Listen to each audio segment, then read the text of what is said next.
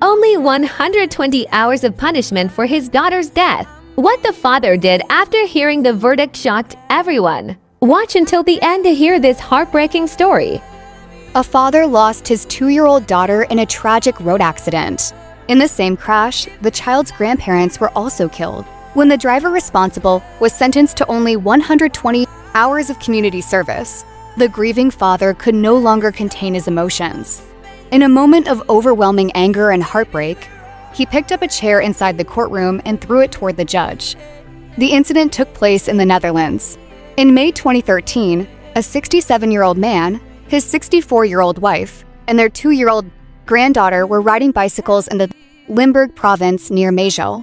Suddenly, a car lost control, veered off the road, entered the bicycle lane, and struck all 3 victims. They died at the scene. Police investigators initially believed the driver had been traveling at least 120 kilometers per hour in an area where the speed limit was 80 kilometers per hour. However, in November 2014, the court in Roermond ruled that excessive speeding had not been proven beyond reasonable doubt. The court concluded only that the driver had lost control of the vehicle.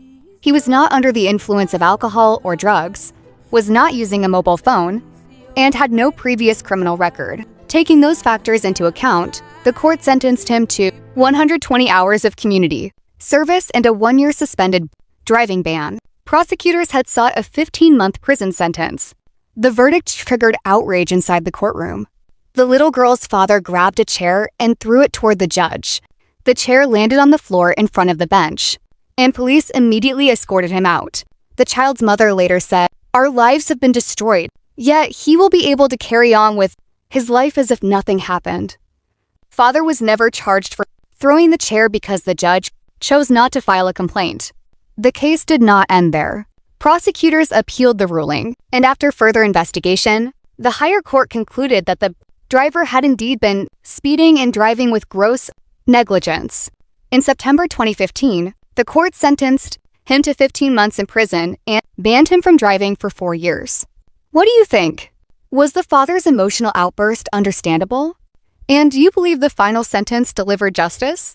Share your thoughts in the comments.